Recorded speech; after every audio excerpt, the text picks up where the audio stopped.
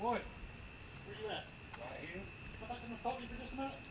It starts with a simple question, but after just a few minutes, Eric Scholl is in cuffs, under arrest, accused of downloading child pornography. Investigators say he had dozens of images and video and was searching for even more, even younger. They found child porn on your computer. What would you have to tell people out there? And you had 5 and 6 and 7-year-old girls on there. No comment. You have nothing to say to anybody. No. Tracking images and offenders, just part of the job of ICAC, or the Internet Crimes Against Children Task Force. The other is in chat rooms across the World Wide Web. I'll start with, you got any bikini pictures, beach pictures, and then it'll kind of move into, what can you take some naked pictures and send to me? Many times, those internet predators are sending pictures to this man, Joe Heath, an Effingham County Sheriff's deputy and member of the ICAC task force who spends hours a day logged in and letting potential offenders come to him. Kind of like fishing for me. So, in what way? Throw the bait out there and just kind of let them pull on it until you're ready to reel them in, and then just kind of see what happens. How often from those profiles do you get hits from people who are, say, questionable? In an hour's period of time, dozens and dozens and dozens of people. It's not very hard to have 25, 30 conversations going at one time. And it's all people who are just interested in that and kind of leading you down that road. Conversations that may start innocently enough but quickly turn sexual and potentially illegal. A lot of the times 12's too young, even 13's kind of tough, but you seem to get very busy when you hit that 14 marks. Joe, posing as a teenage girl or boy, will get a message and make sure each and every person knows how old he is. While some do the right thing and leave immediately, others don't seem to mind. Keep asking questions, searching for pictures, or even going live on the web.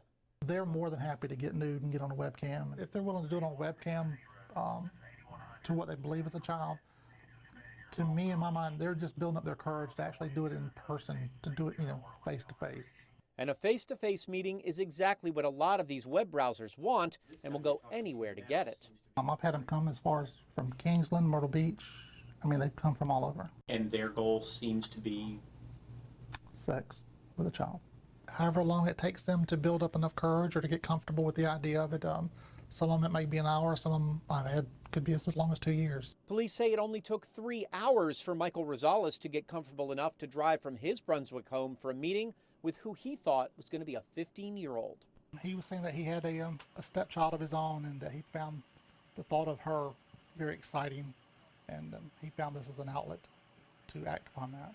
Instead, all he found were several Effingham County deputies waiting with handcuffs and a trip to jail.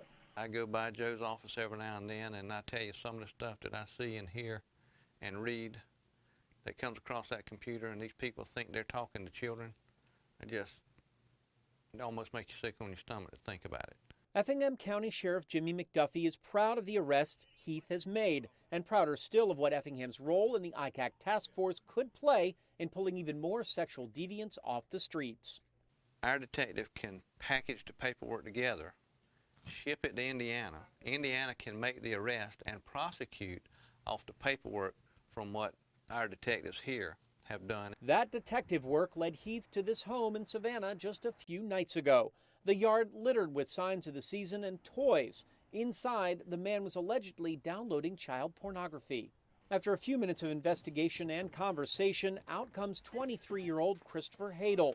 He apparently had dozens of underage and illegal pictures on his computer, but when I confronted him, he didn't have much of a defense. What would you have to tell the people out here who are going to see you get arrested? Nothing. 7 billion people. I'm one. What do they care? What about those claims? Are they correct? Apparently. Cops tell me it's not like they would plant evidence. Law's clear cut. So you expect to go to jail and you expect to spend time in there? I do. And that's exactly where Hadel was taken, the first arrest of this night, but he says he won't be the last. You think you're anonymous, but you're really not. It's just a matter of time we'll knock on the door. $380 million in the community each year, 2,300 jobs, and a new lease on life for members of the tribe. All of those are claims made by Harrah's Casino Cherokee and the Cherokee tribe. But what about the cities nearby? Are they cashing in on this gambling fever?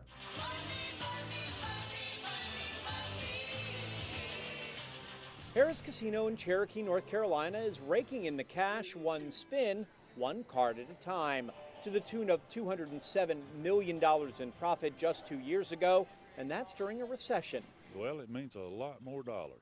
Dwight Riles is crowing about his breakfast and his business. He works at Peter's Pancakes, a restaurant which used to shut down when the leaves started falling. Now the open sign is lit year-round and the flapjacks are flying thanks to the casino customers. 10-15% is all it's been as far as summer business goes. I'd say 20 to 25 over the winter. Our neighbors just, are not holding their hands out, saying help us, but, we try to formulate partnerships, whether it's a road project or a water and sewer project, etc.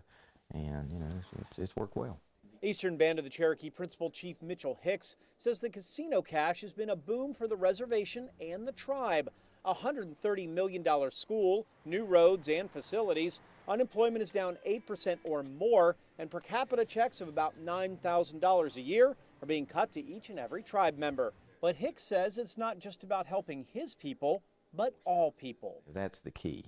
How do you take the resources and reinvest, not only in the operation, but in the communities? And that's where you find your successes. Exactly. Anything that draws more people is a boom.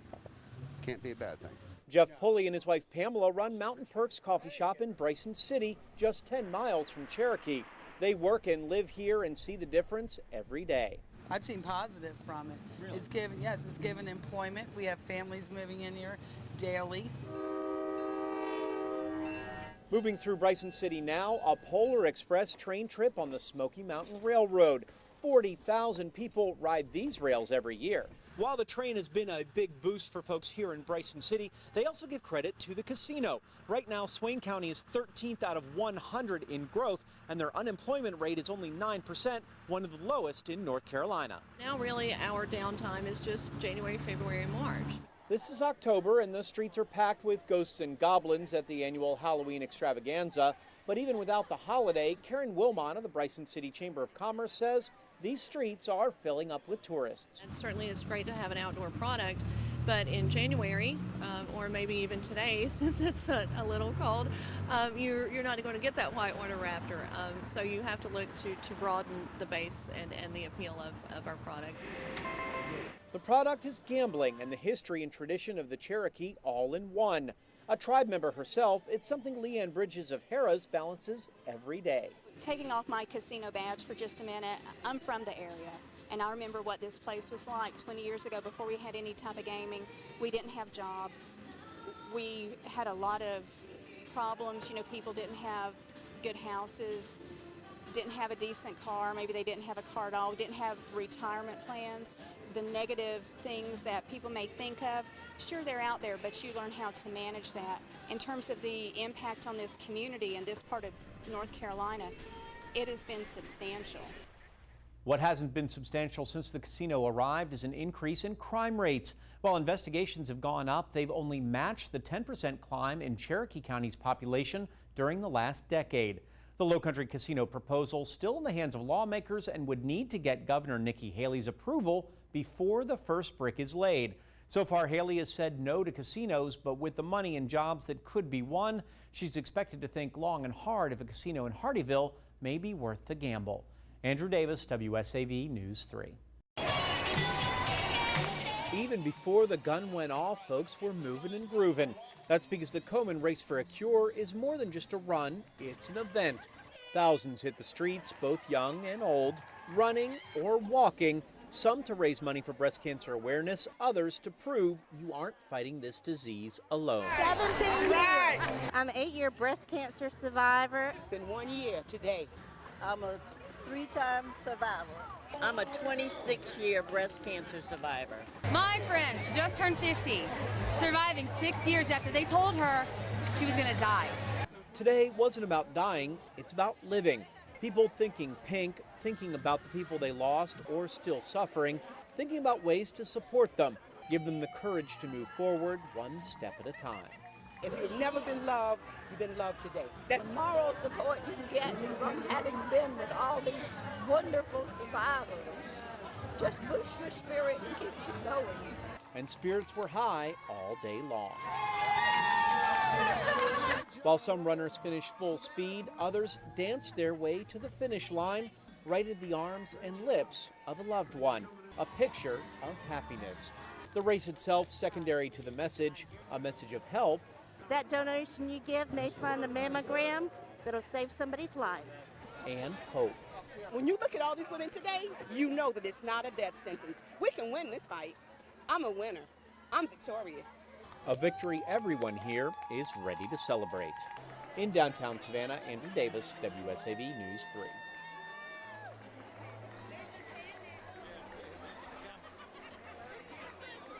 Here